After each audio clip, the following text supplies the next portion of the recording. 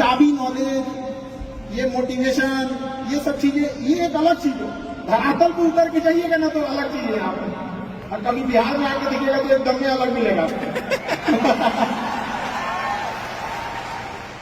खैर हमारे यहाँ तो हर चीजें पूरी कमी है, दुनिया का कोई इंसान पूर्ण नहीं है, सबके पास कुछ कमी है। शायद जिसे हम कहते हैं कि ये बड़े लेवल का आदमी है, उसके पास बड़ा प्रॉब्लम है।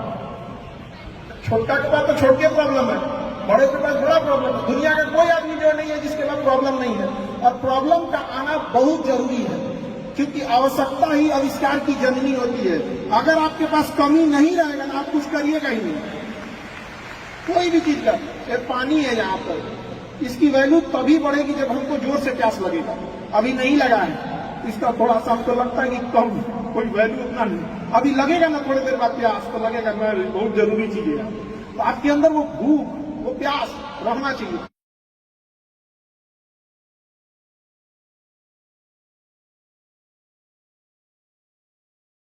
मतलब उसकी विरासत में मिल गई, दादा ने कोई बिजनेस खड़ा किया, पिता ने किया।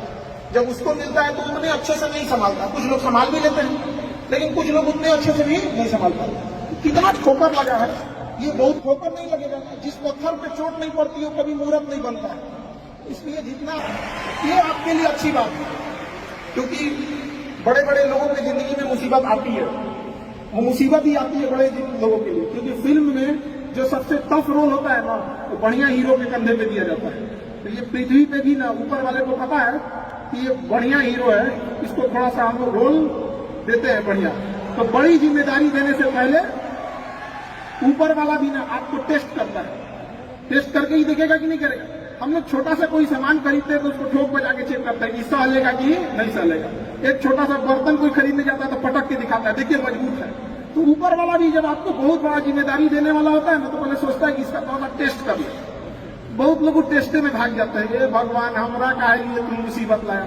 या जब ऊपर वाला तुमको खुशी दिया था तो थैंक यू कहना भूल गए थे, और जब मुसीबत दिया चेक करने के लिए तो परेशान हो गए। आप चीजों से घबराना नहीं चाहिए किसी को। जिसके जिसके जीवन में कठिनाई आ रही है, आप समझिए कि आप एक सही रास्ते पे जा रहे हैं, क्योंकि वही रास्ता सफलता का। और अगर आपके जीवन में कठिनाई नहीं आ रही है, आप गलत रास्ते पे हैं, क्योंकि सफलता का रास्ता बहुत कठिन होता है। चाहे कहीं से उठा के देखिए आप, कोई कह सकता है कि इसमें आप में किसी को कठिनाई नहीं है, कोई भी कह सकता है, कभी नहीं कह सकता है। इतने लोग में से कोई, सबके जीवन में आएगी कठिनाइयां। कठिनाई का आना है और करके निकल जाएंगे हम लोग यहाँ। और कठिनाई से आने से एक चीज और फायदा होता है कि हमें समाज की एक वो हिस्सा देखने को मिलता है जो हम नहीं देख पाते। कठिनाई के बाद पता चलता है कि दुनिया कैसी थी और हम कैसा समझ रहे थे। बहुत जरूरी है इसी को, समाज का एक असली चेहरा दिखा के रखना जरूरी है। आजकल यंग जनरेशन जो है ना, अचानक सोचती है सफल हो जाए। अचानक कभी नहीं सफल हो सकते। रातों रात जो सफल होते हैं ना, रातों रात गायब हो जाते हैं। आप कई एग्जाम्पल होंगे आप लोगों के पास जो देखे होंगे, रातों रात सक्सेस होता है ऐसा, फिर उसके बाद देखिएगा रातों रात गायब भी हो जाते हैं। क्योंकि धीमी आंच पे ही खाना तेज अच्छा बनता है, और अचानक बना देंगे खुद तेज जल जाएगा खाना। इसलिए थोड़ा थोड़ा स्टेप बाय स्टेप कोशिश कीजिएगा कि आगे बढ़े। चाहे आप जिस फील्ड में, वट एवर फील्ड आपका, बेटर जानते हैं आप लोग, एक्सपीरियंस आप लोग के पास होगा चीजों के लिए, लेकिन ज्यादा दिमाग लगाने में, प्लानिंग लाने के चक्कर में मत रहिएगा। कोशिश कीजिएगा कि आज का आज चीजों को एग्जीक्यूट करें। जितना जल्दी एग्जीक्यूट करेंगे उतना जल्दी आपको कुछ एक्सपीरियंस गेन करेंगे, फिर आगे बढ़ने का आपको और जो भी कठिनाई होगी उससे आगे बढ़ के निकलेंगे आप लोग। आप डिसीजन लेने के टाइम पे ज्यादा किसी के इन्फ्लुएंस मत लीजिएगा। और कई बार होता क्या है ना कि हम किसी के दबाव में डिसीजन ले लेते हैं। आप सुनिए सबकी, अकेले डिसीजन मत लीजिए, 3-4 आदमी से देखिए, ताकि नहीं तो मोहम्मद बिन तुगलक हो जाएंगे। अकेले डिसीजन लेंगे। वो राजधानी चेंज कर दिया, दिल्ली से लेकर चल गया दौलताबाद, और गर्मी के दिन में आधा आदमी को ले जाकर घुमा दिया उधर ले जाकर। यार तो आधा मर गए, मुझे कैसे? कहा महाराज इतना दिक्कत था, कहा वापस चलो, वापस ले जाकर मार दिया था। अपने से डिसीजन लेने के चक्कर में मत रहिएगा। 2-4 बार आप देख लीजिए।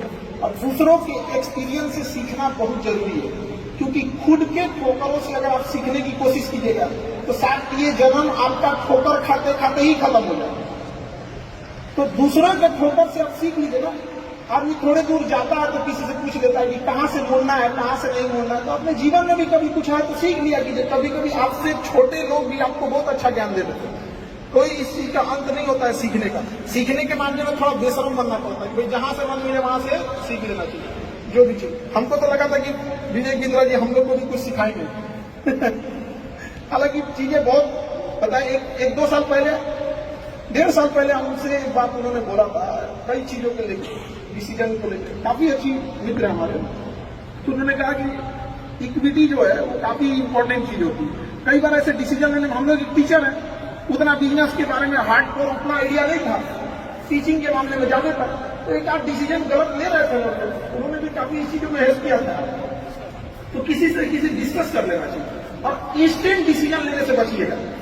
इंस्टेंट अचानक कुछ हुआ, नहीं हम भी ऐसा करेंगे, ऐसा नहीं होना चाहिए। इंस्टेंट डिसीजन कभी भी हमेशा खतरनाक होता है। डिसीजन क्या ले रहे हैं सामने वाले का सुनिएगा।